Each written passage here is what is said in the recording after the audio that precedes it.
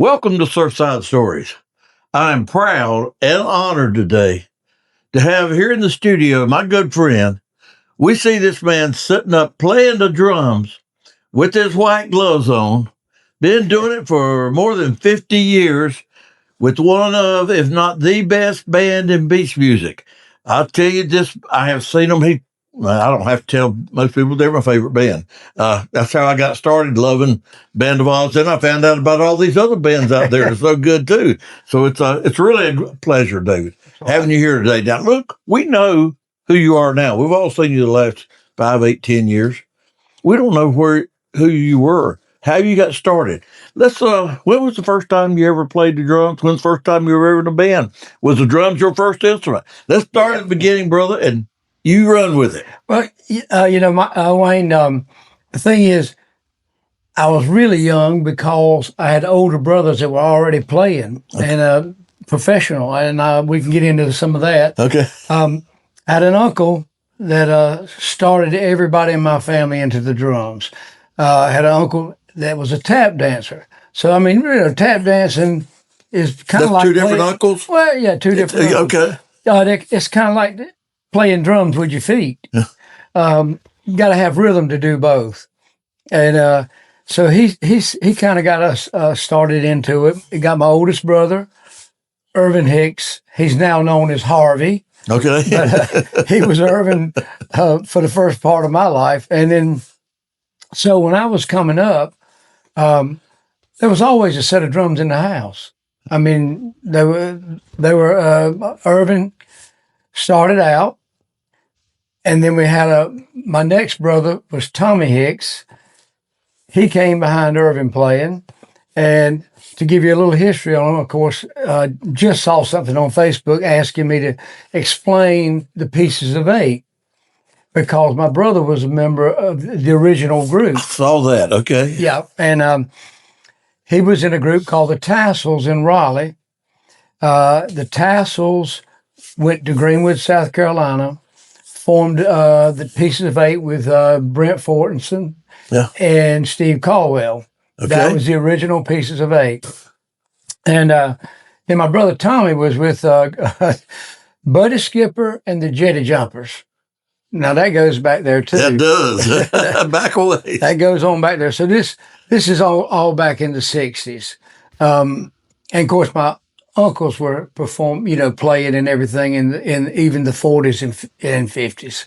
But so from there, I had a set of drums there always, because my older brothers had their bands rehearse in our home.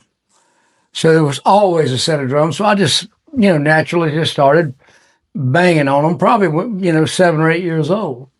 And first thing I'd learned was Let There Be Drums by Sandy Nelson. Have you ever heard? Yes, I have. Okay. Yes. I learned that. And great drum solo in there. Of course, it was just a drum solo. But then as time, went on, I kind of let the drums go to the side. I played baseball, played football. And all that stuff took precedent over the drums. You used to play golf too, did you? I played golf. I never played golf on a golf team. I just played golf. Oh, okay. And then, of course, when I got out of high school, I'd already started really thinking I wanted to play drums for a living. And my dad happened to think different. Okay. And, one of my brothers was an instructor at Southeastern Community College right down here in Whiteville. Okay. And, wow. Okay. So my dad said, your brother's got you enrolled in Southeastern Community College. So here I go, Southeastern Community College. And stayed there for a year. And then I transferred to NC State back in Raleigh. I moved back to Raleigh. Okay. And so all during this time, though, I was always playing with someone on weekends.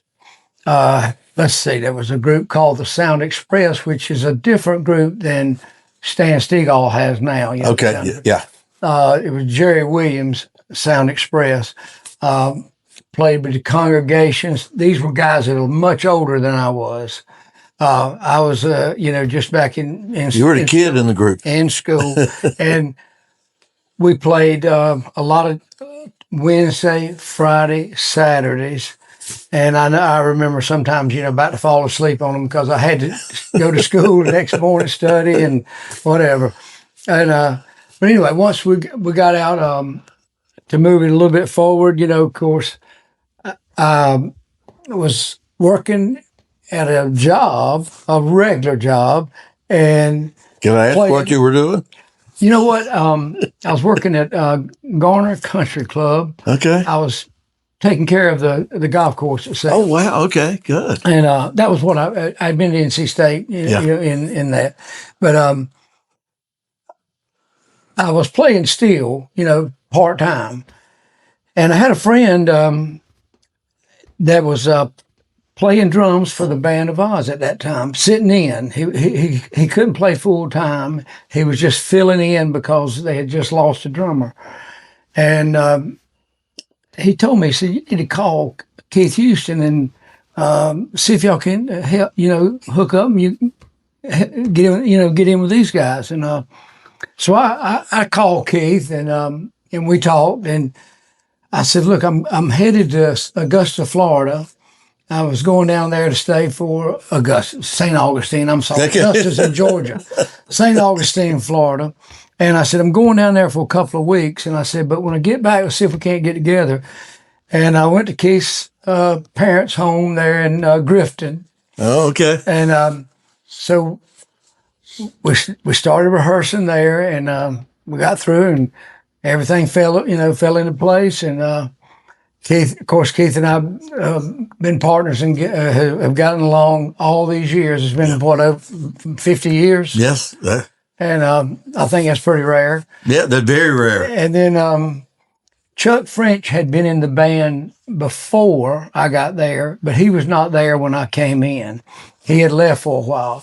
Okay. So when we started on the road playing, Chuck came back into the band. Okay. So Chuck's, in this stint's, been there almost that long as well. And so, we So the three of you are the oldest members of the band by far. Oh, yeah, by far. Okay. And so at first we were playing, the proms, playing a lot of fraternity parties. Okay, yeah. That was high school proms were big too. And after a while, we said, "You know what? Let's take it on the road and just see if we can do this for a while." I had no idea that we'd do it for 50 years. Yeah. But we were going to go out there and have a little fun and play and make a little money, very little. Yeah. And so we hit the road and we went down and we started playing Florida a lot. We got, we're playing. Were you booking at the time or somebody else booking? I was booking this. Okay. Yeah, and back in those days, I spent a lot of time in a phone booth. Yeah. No cell phones. So as we're traveling somewhere, I'd say, "Guys, we got to find us a place where we can pull over and find us a phone booth." I'd take my notebook and get in the phone booth. I might be in the phone booth 30 minutes talking to different people. But more cell phones sure came in handy when they finally came around. I bet it did, yes. And two, when we were traveling, we had the great big Ram McNally. And that's what you had. That's all you had. Now you plug in, punch it in, and drive to it. And I flew airplanes, like for 40 some years. I remember that. Yeah. I'd forgotten. Yeah. Yeah, I flew airplanes, and all you had to do, they got to where when I first started flying, of course, it was draw that line and try to follow it and look where you were at. Yeah. But now you just like in the car, you punch that GPS location in and it takes you right to it. But anyway, back then it was pretty difficult to find places. Yeah. And a lot of times we would pull over at gas stations. "Hey, can you know where this so-and-so club is," or whatever. And it's changed a lot. But, we did a lot of what we call location work. Location work would be, you would go to Pensacola, Florida. Okay. you play a full week, Okay. Monday through Saturday. Yes. Okay. Same place. On Sunday, That way you'd have somewhere to stay. most of the time it would be a freestanding club. However, rooms sometimes we get some help on rooms. Sometimes we didn't. We just pile in. But on Sunday we would always have off, and we might be in that same location 2 weeks in a row. So Sunday was our day to. Oh man, we would grill out in the parking lot and drink beer and whatever, have a big time. Party day. And then the Sunday, maybe the next Sunday would be what we would call our travel day. Okay. And I'd warn them all, make sure you get some beer. You can't find it on the road on Sunday back then anywhere. And so we would all, pile in the big truck, the van, and head from Pensacola maybe up to Memphis, Tennessee. We were doing those kind of jobs back then. There was a chain of clubs in Florida called Big Daddies. Okay. I don't recall them. Okay. We worked that chain, and they had several of them. And there was other places we worked for, Walton Beach, and then of course over at Daytona, and but man, we even went out to Houston, Texas playing. And I'm hearing that a lot of your beginning gigs were out of state. Then perhaps a lot of them. Yeah. Yeah. Here's what happened at that time. We were, a horn band like we are now, but we were doing more of what I would call the funk and disco route. Okay. Very little beach music at all, because where we were at, they didn't know what it was. Yeah. Well, Billy Bazemore, the lead singer, gone on now. Remember Billy? Yes, absolutely. Man, Billy, yeah. Billy and Keith got together and wrote a song called Shaggin'. And that was about 1976, I think. Yeah. 1976. When we did that, Billy had gotten married. He wanted to quit this being gone for a month at a time. Literally, we could be gone for a month. Yeah. And so when Billy got married, we decided Shaggin' came out. We came back and started hitting North Carolina, South Carolina, Virginia, and picking up a lot more of the beach music. And that's really when we started really focusing in on beach music. That was in the late 70s, huh? Yeah, mid to late 70s, really focused on it. Yeah. And, then of course, late 70s, the disco thing hit hard. Yeah. Well, in a way, it hurt at first for a little while, but in the end, it helped us a lot, because all over everywhere, they built all these big, nice disco clubs. Oh, yeah, yeah. Well, all of a sudden, disco became a dirty word. The attendance just fell off. Well, they had to do something. So we started playing all these disco clubs. We were in Derrieres in Charleston. We were over in Augusta, Georgia playing them. We were playing these formerly disco clubs all over the place. We were staying really busy. But at the time, that was some of the nicer venues. Oh, yeah. Yeah, the venues were really nice. The lighting and all the stuff, hey, just like you see on, John Travolta. Yeah. Yeah. But that died out quick. And so we kind of filled that gap. And we really did take off, and we were extremely busy. Well, I had gone to school. Of course, I think Chuck and Keith were over at East Carolina when before we hit the road there, and so I always thought maybe we'd get a real job. Well, we were all at that time. We were 21, 22 years old, and got to 30 years old, and I thought, we were staying so busy. Well, you might as well keep on doing this. We were really doing great. Well, looking back, you were still kids at the time. And then, you hit 40 and you think, dang, if I'm going to get a job, I better do it. All of a sudden, 40 goes by, and then 50, and then 60, and here I am, 73 years old, and I'm still out here playing. And And doing a great job at it. well, I don't think any of us really thought we would do this our whole entire life. Yeah. But it's been a good ride. The business has changed a lot. I think the pandemic really changed everything. It did, yes. It shut us down basically for almost 2 years.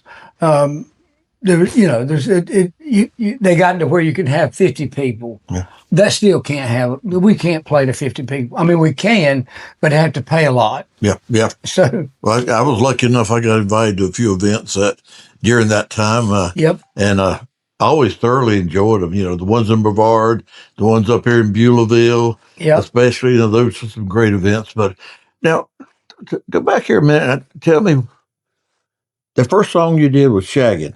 Correct. Mm-hmm. You had so many good beach songs.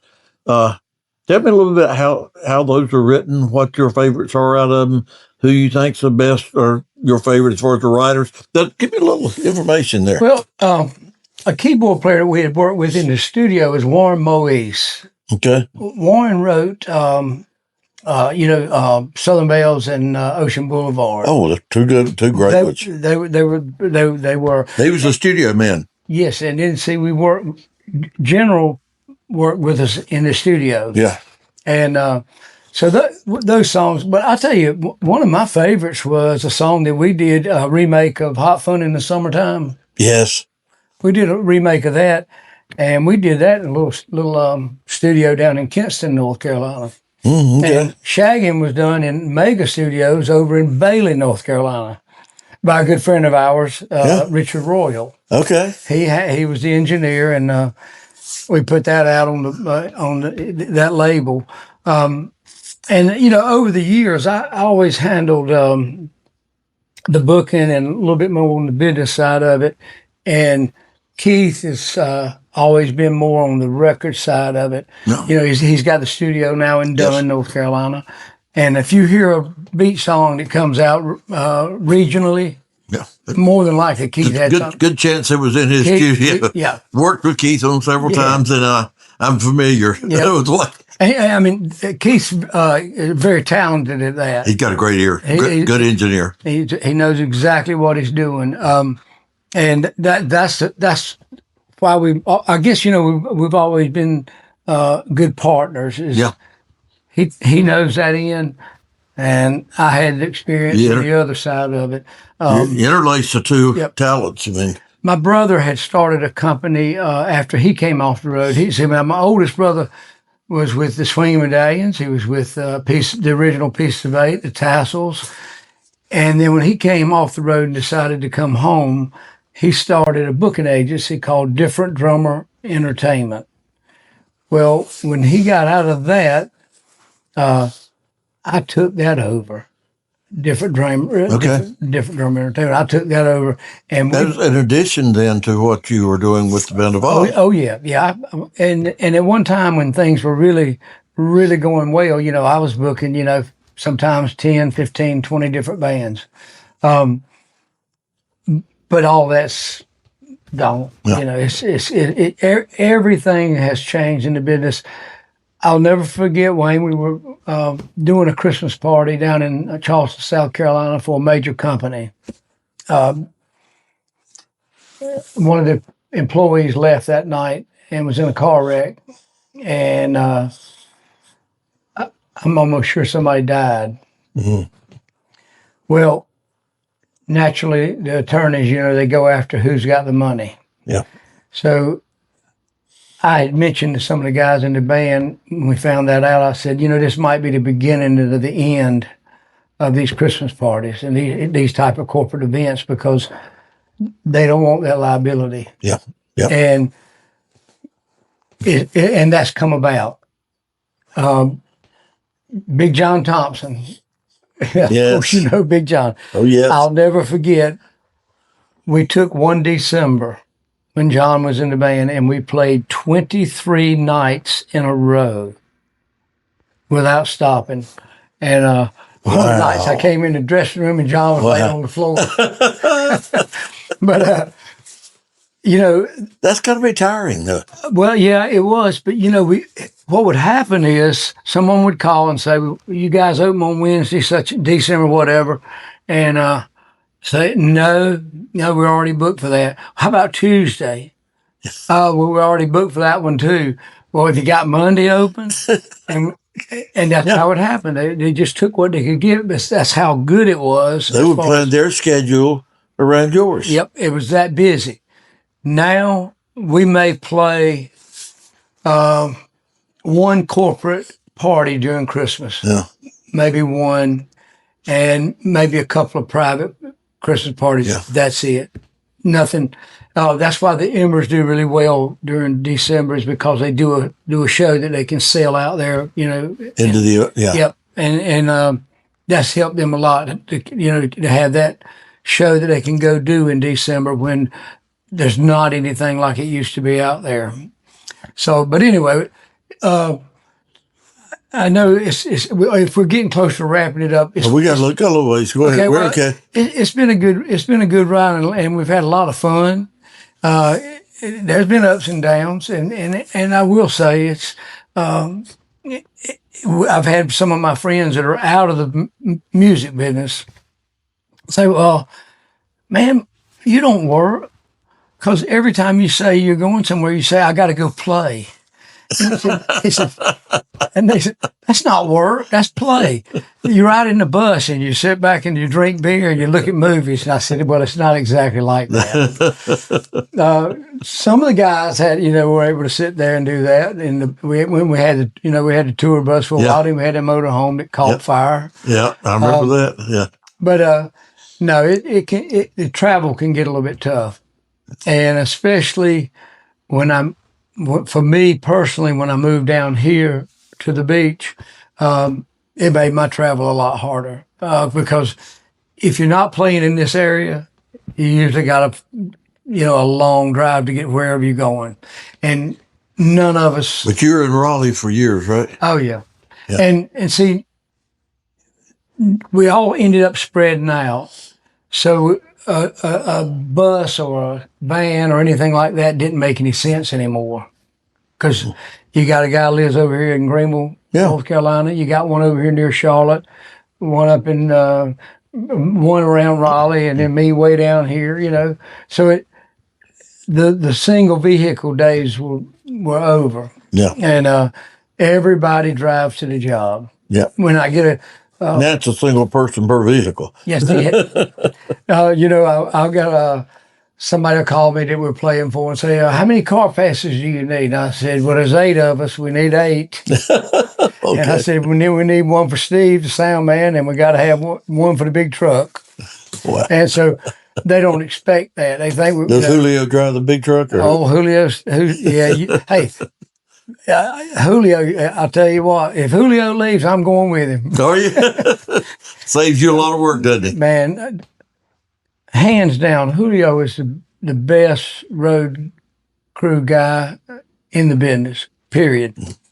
Wow. I mean, I can't say enough good about how hard he works. He is. Well, Steve seems to be a good addition also. Steve is the best. That's the way I have felt. I mean, you've had some great sound men, but I swear Steve took it up another level. Steve's the best out there. I mean, I mean, somebody else might have a different opinion, but I think that most people that are in this business will agree Steve is the best. I've told him that a number of times. Well, let me ask you something. Yeah. You've had some really good people over the years that I really liked, and they would leave. I said, oh, man, I'm going to miss them. The next time I see you, you've replaced them with somebody just as good. And how do you audition and find all this talent? Wayne, we've been very fortunate. When Billy left, for example, we hired, Chris Keaton and let's see, who else we hired? Well, we hired Chris and Doug. He had been with the Entertainers. Yeah, but we were always very fortunate that we were able to transition really good, and it used to worry me to death. And then we lost Big John. Yeah. And Yeah. I had people literally say, "Are y'all going to keep the band going?" Yeah. I said, "Yeah, but of course." John was a big part, but Well, he was a lead singer for a while. People loved Big John.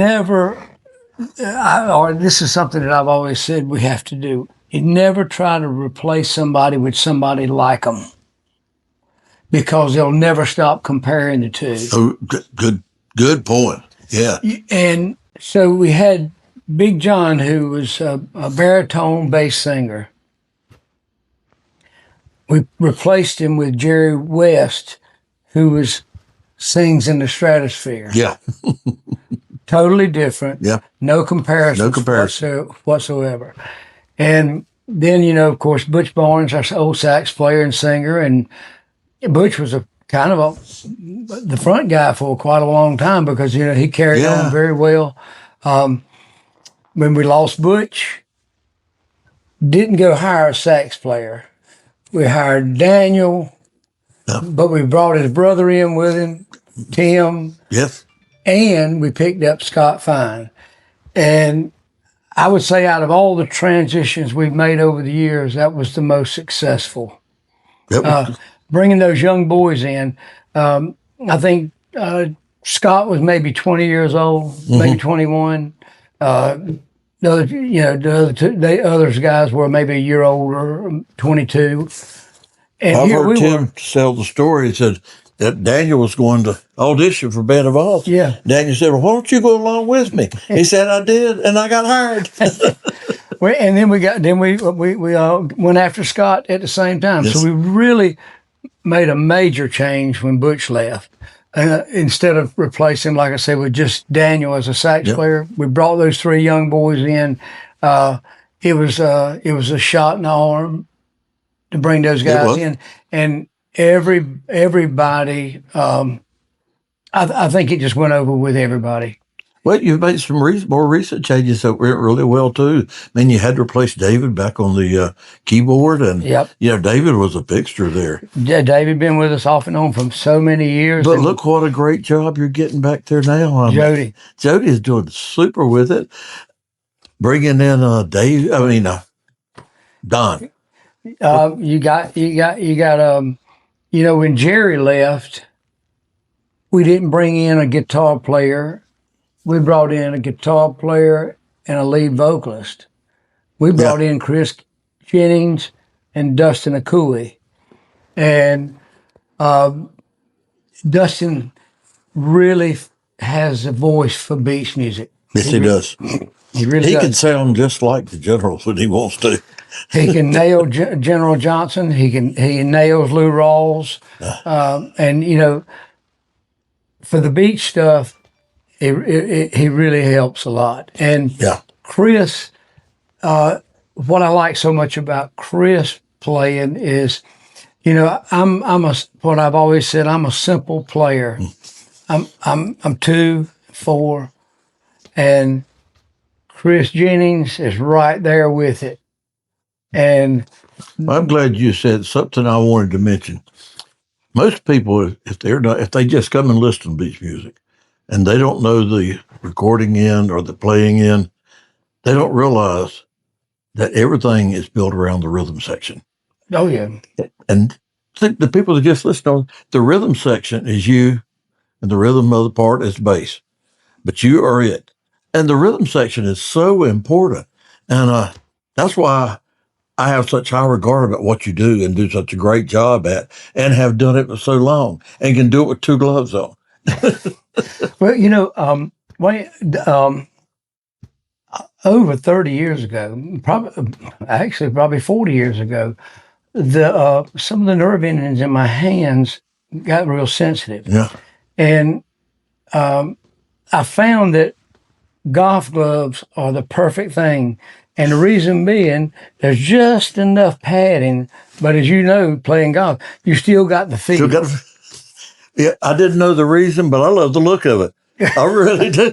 Well, that's the reason that I've been wearing them all these years. And I'll go through some gloves. But I've been wearing those gloves probably 40 some years. We played a cruise one year, and I forgot to bring them on the cruise because we didn't bring any of our stuff. Yeah. I just went to play what was there, and I'm gonna tell you what, it was torture.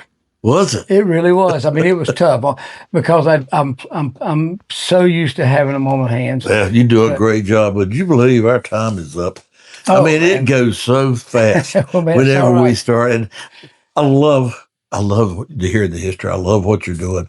Love the Band of Oz. Y'all got great songs out there. I understand you may have some more new things coming Yep. out in the near future that I'm looking forward to seeing. And wow, it's been great. But thank you so much for taking the time and being here today.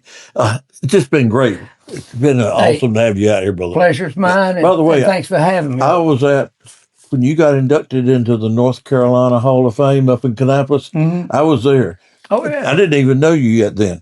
that's right. but I was there for it. That sure was. Well, man, Wayne, it's people like you that help keep this thing going. I love it. I'm having fun. And the DJs that play the music, they keep it going.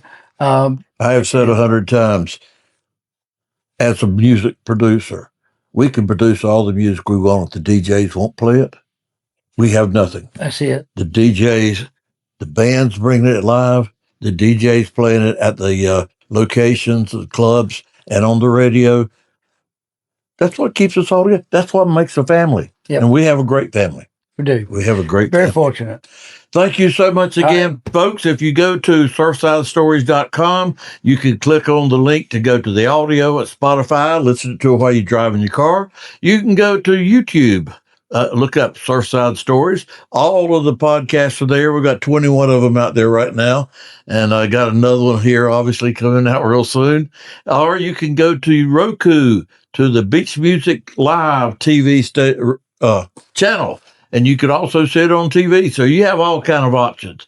Again, thank you. Thank you for being here. It's a great day to have Mr. Drummer, Mr. Band of Oz here. The man's been so successful in helping keep it booked and keep them going. And I don't know how much longer you plan on being there, but I'll be supporting you as long as it is, brother. I'll be there to see you. Thank you, Wayne. Thank you, everyone. See you next week.